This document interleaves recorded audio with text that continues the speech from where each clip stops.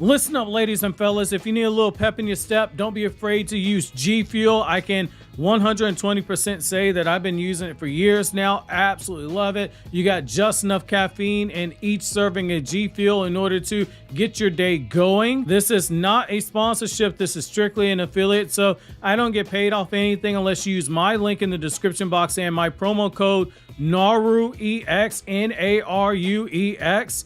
They've got all types of anime themed G Fuel merchandise and energy tubs, and each serving has around 140 to 150 grams of caffeine in each serving, just enough to get your day going with the extra pep in your step. Best of all with G Fuel is that there's no crash and there's absolutely zero sugar inside of it. And as someone that does try to avoid having too much caffeine and too much sugar, I absolutely love it. Use my promo code NARUEX in order to save a little extra when you purchase G Fuel. Pin, comment, and link in the description box. What if I told you that the moment Sumire realized she was wrong could become the spark that ignites a brand new shinobi path for her?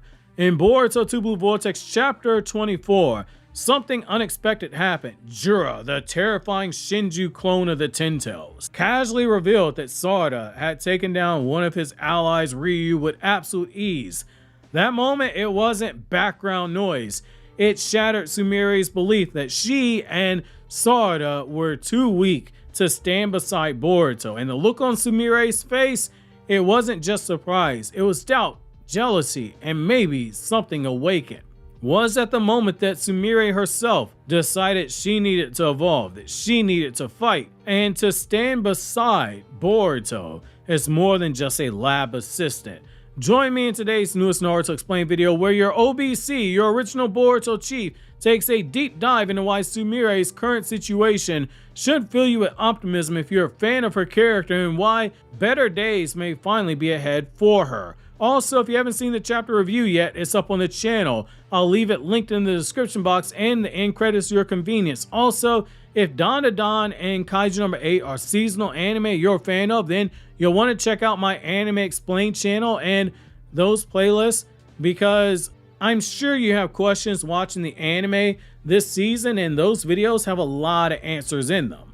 So, in order to fully set the stage, we have to basically compare manga Sumire versus anime Sumire. So in the Boruto anime, Sumire, she was a very competent, very skilled genin who actively fought threats, and she developed combat instincts before she ultimately joined the scientific ninja tool department. But the manga tells a very different story. In the manga's continuity, which Boruto's own editor confirms is a separate continuity, a parallel continuity but separate, Sumire never took the tuning exams. She joined the Ninja Tech division early on, and she's never participated in serious combat on panel. While this decision made sense back then, Sumire's strength, in my opinion, her biggest strengths were emotional insight and intelligence. It now risks her turning into a passive bystander in a world that is collapsing into chaos. You got to be able to throw hands at this point.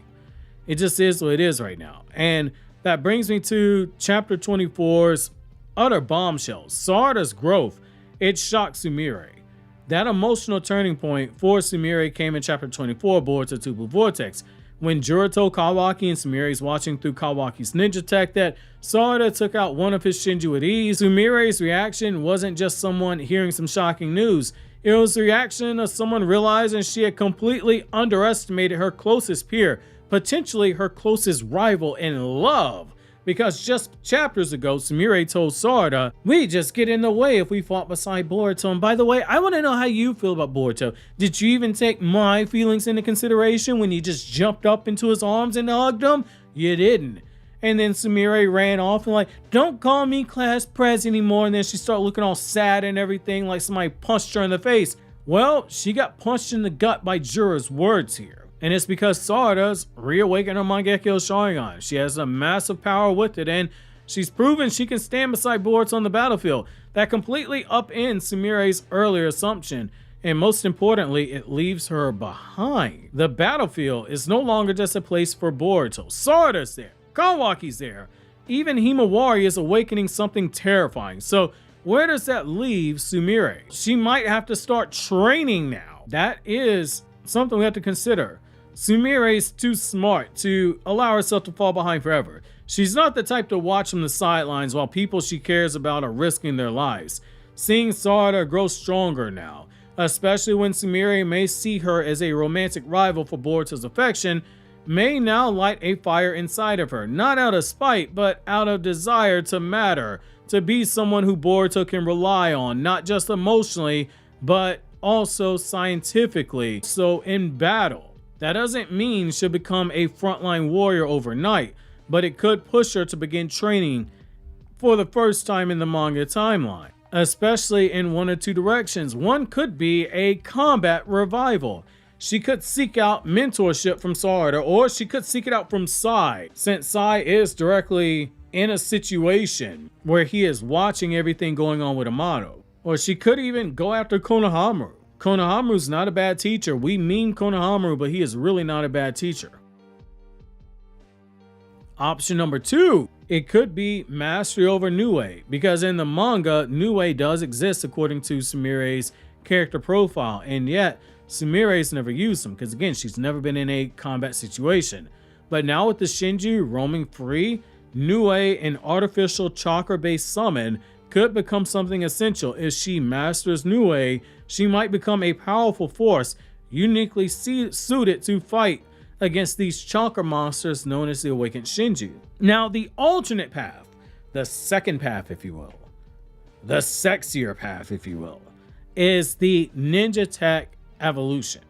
Because at its core, Boruto is a story about where does science fit in the world of shinobi. Can science and ninjutsu coexist? Sarada represents the ninjutsu, Sumire could represent the ninja tech. Not all power comes from fist and dojutsu and fancy jutsu.